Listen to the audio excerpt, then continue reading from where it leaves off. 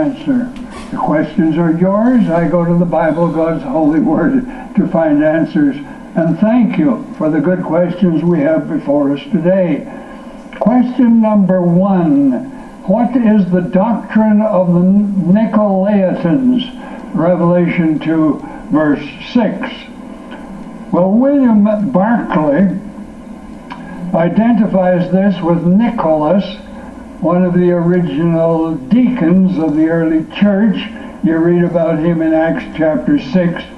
And some of the early writers tell us that Nicholas went astray and departed from accepted doctrine and formed the Nicolaitan sect. That had to do with promiscuity, sexual promiscuity, and also identification with idolatry. And it's all tied in with Balaam in the Old Testament, who taught Israel to sin. Well, all of that is very interesting and helpful.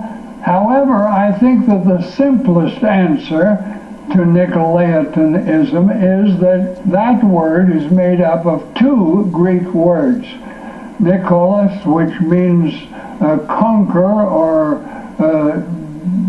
to win, and Laos, which means people. So the Nicolaitans were the folks who wanted the people to have the say in the church, pleasing people rather than pleasing God. And of course, God hates that doctrine today as he did 2,000 years ago. And now question number 2. Where is christening found in the Bible? Sincere parents follow this church activity, and when a baby is born, they have infant baptism. The parents take vows on behalf of the child, and then in teenage years, they have confirmation so that the child takes on to himself the vows that were made for him as a baby. Where do you find that in the Bible? Well, the answer is that you can't find it in the Bible. It seems to be based on the idea that baptism in the New Testament is the counterpart of circumcision in the Old Testament. The idea that parents can take vows for children is contrary to the Bible teaching that everyone shall give account of himself to God. I believe that innocent babies are accepted by God because of their innocence, and then become accountable to receive Christ only at the age of accountability. And so the short answer, christening is not found in the New Testament. However, it does appeal to many people. Let's get to question number 3 now for today. Some claim to have visited heaven and seen relatives. How does that fit in with the doctrine of the rapture? Well, it's very, very different. The rapture is a time, the Bible tells us, when we shall receive glorified bodies, 1 Thessalonians chapter 4, and be forever with the Lord. That is very different from a vision or even an actual preview of the future.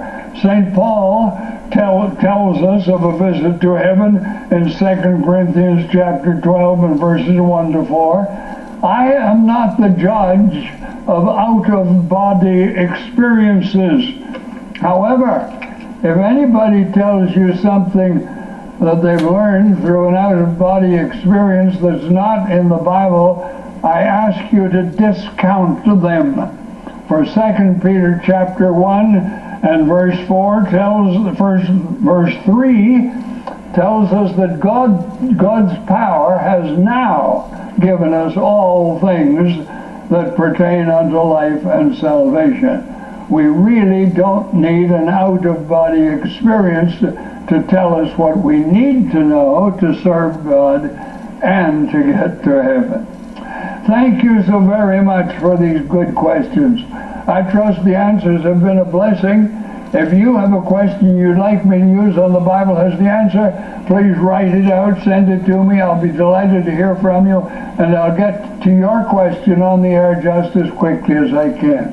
When you write, all the address you need is simply Faith to Live By, Box 426, Winnipeg, Manitoba, and the code is R3C2H6. My grandson Jonathan now, the delightful song, Just a Whispered Prayer.